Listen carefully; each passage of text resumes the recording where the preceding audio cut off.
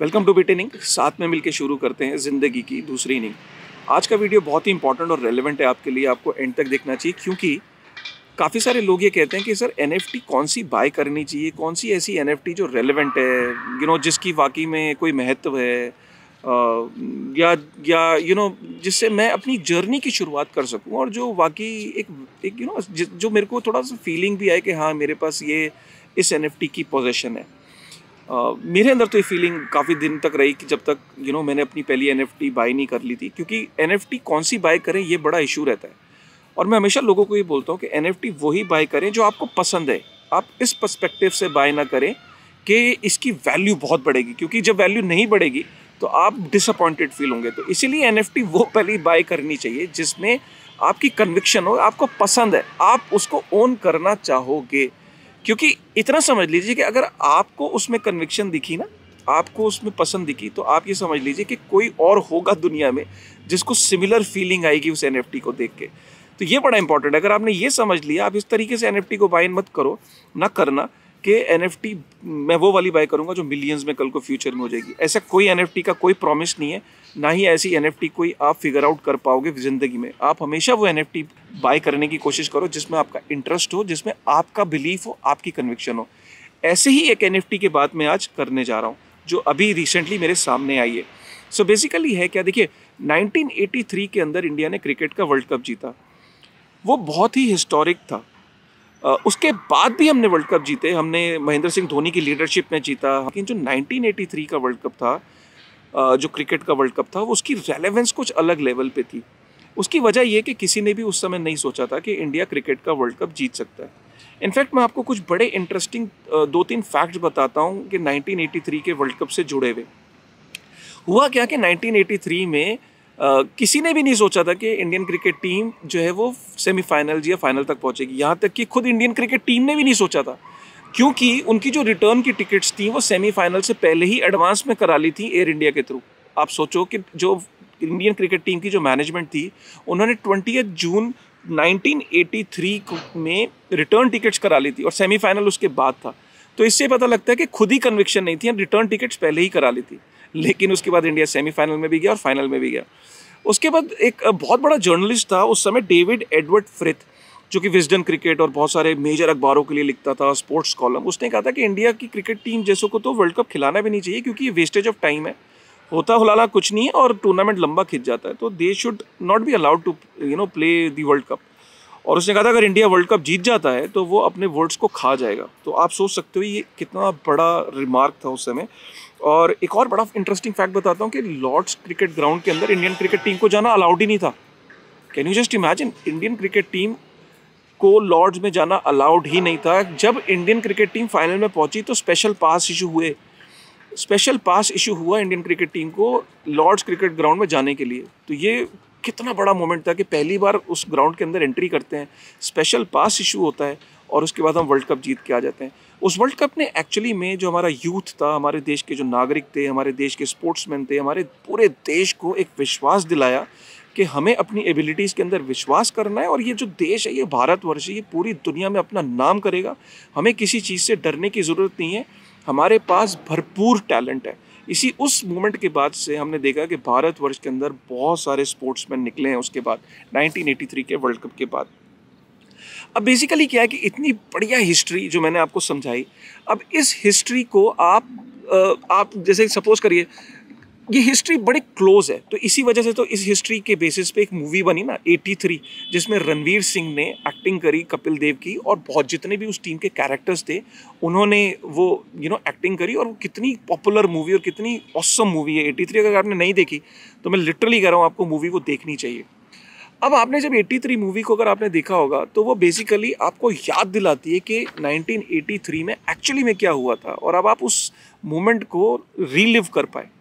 अब मैं अगर आपको ये बोलूं कि अगर आप उस मोमेंट को रिलीव कर पाए, अब आप उस मोमेंट को ओन भी कर सकते हैं, तो कितना वैलिड और कितना इंपॉर्टेंट है ना।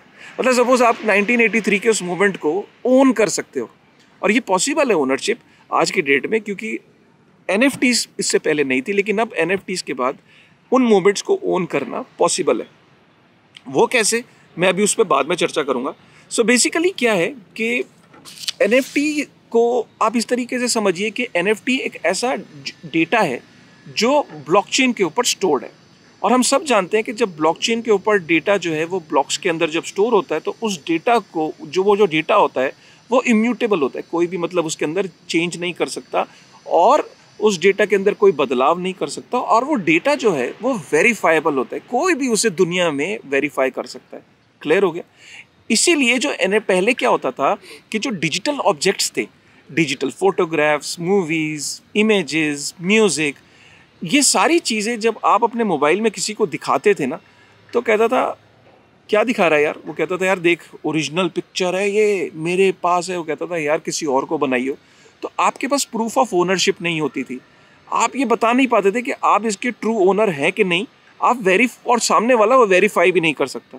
लेकिन जब से NFTs आई तो जितने भी डिजिटल ऑब्जेक्ट्स हैं, डिजिटल पिक्चर्स हैं, मूवीज़ हैं, म्यूज़िक है, आर्ट है, ये सारे के सारे अब ब्लॉकचेन पे स्टोर किए जा सकते हैं, राइट?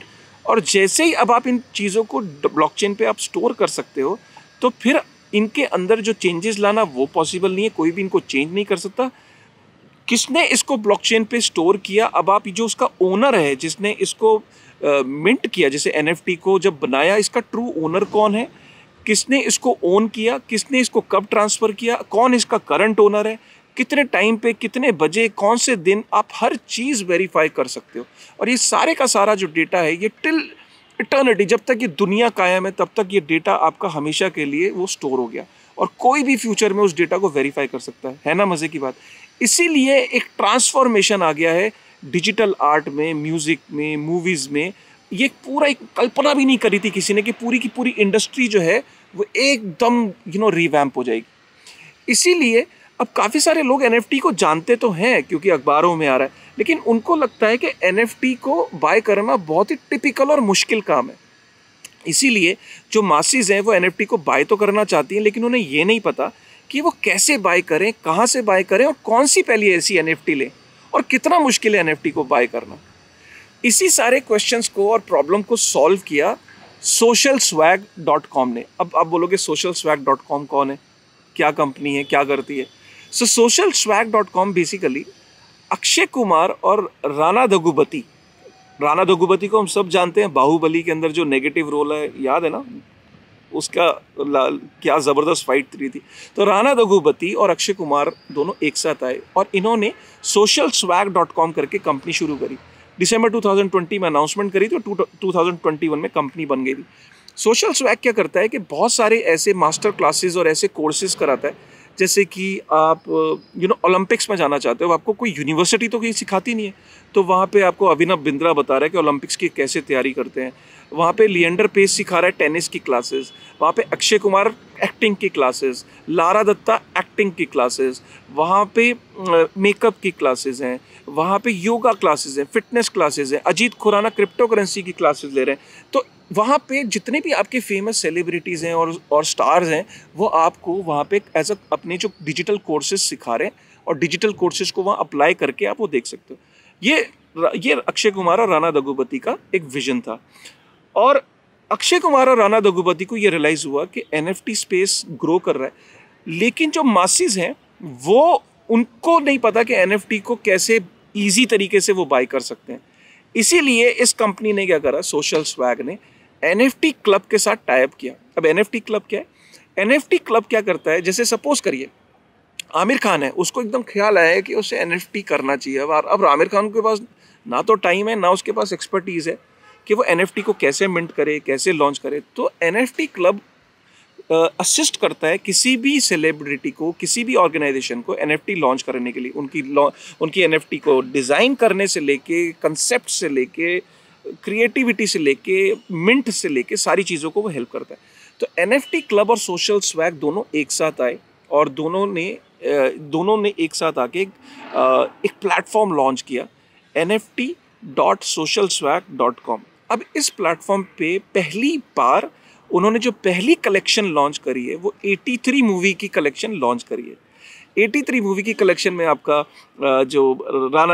जो रणवीर सिंह है, आपके जो जितने भी जो उसके अंदर प्लेयर्स थे उस टीम के अंदर, वो सारे के सारे लोगों की NFT वहाँ पे क्रिएट हो चुकी है। आपको क्या करना है? आपको सिर्फ वेबसाइट पे जाना है, वहाँ लॉगिन और रजिस्टर, अगर आपने नए रजिस्ट्रेशन करनी है तो मोबाइल के थ्रू आप वहाँ रजिस्टर करते हो, आपको OTP आता है, आप वहाँ पे रजिस्टर कर जाते हो, सारी NFTs को आप ब्राउज करते हो, जो भी आपको NFT पसंद आती है, आपको रणवीर सिंह की आती है, आपको किसी यशपाल शर्मा की या मदन लाल की, रॉजर बिन्नी की, आपको श्रीकांत की, आपको किसी की भी NFT अगर आपको पसंद आती है, जो आपको उस मूवी के अंदर कैरेक्टर सबसे अच्छा लगा, आप उसकी NFT को वहाँ बाय कर सकते हो। बाय कैसे कर सकते हो? आप या तो क्रिप्टो के थ्रू बाय कर सकते हो या आप फियाट के थ्रू बाय कर सकते हो। ये बड़ा इंपॉर्टेंट है। अब सपोज करिए कोई मासेस में कोई आदमी है जिसको क्रिप्टो नहीं समझ में आ रहा है अभी, या वो मेटामास्क को नहीं जानता, या वो मेटामास्क से अभी इतना कन्वीनियंट नहीं है, उसको फेमिलियर नहीं है, तो वो वहाँ पे UPI, credit card, debit card के थ्रू भी NFT को बाय कर सकता है, राइट। और आप अगर आप क्रिप्टो से फेमिलियर हैं तो आप मेटामास्क के थ्रू भी आप उसको बाय कर सकते हो, ठीक है। मेटामास्क वॉलेट अगर आपके पास है तो आप मेटामास्क से कनेक्ट करिए और मेटामास्क के थ्रू भी आप बाय कर सकते हो, तो दोनों के लिए है वहाँ पे। और जो लोग फियाट से खरीद रहे हैं उनका अब वो पूछेंगे कि मेरा NFT कहाँ स्टोर होगा, तो वो सोशल स्वैग के कस्टोडियल वॉलेट में होगा। आप कल को फ्यूचर में सपोज, और वो हमेशा सिक्योर रहेगा उनके पास, लेकिन आप सपोज 2 महीने बाद ये सोचते हैं नहीं अब मैं मेटामास्क के अंदर वो लेना चाहता हूँ, तो आप कोई बात नहीं, आप एक्सपोर्ट का बटन 10 जनवरी से अपडेट हो जाएगा, 10 जनवरी के बाद आप वहाँ से अपनी NFT को एक्सपोर्ट भी कर पाएंगे अपने मेटामास्क वॉलेट में। तो ये भी सिंपल है।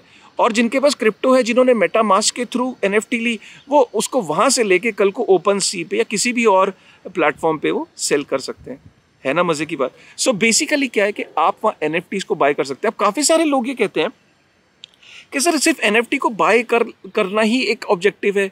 तो पहला ऑब्जेक्टिव तो यही है। ऑब्वियसली आप एक चीज़ को ओन कर रहे हो। जैसे आप पहले एक पेंटिंग को लाते थे, घर में दीवार को पे टांगते थे, तो बस वहीं उसका ख़त्म हो जाता था। लेकिन NFT के साथ ब्यूटी ये है कि आपने वो तो करा ही, उसकी ओनरशिप ली, अब आप उसको प्रोफाइल पिक्चर लगाओ, उसको अपने आप लोगों को दिखाओ, सोशल मीडिया पे आप डालो, जो आपको करना है कि आपके पास उसकी एक मेमोरी है 1983 की।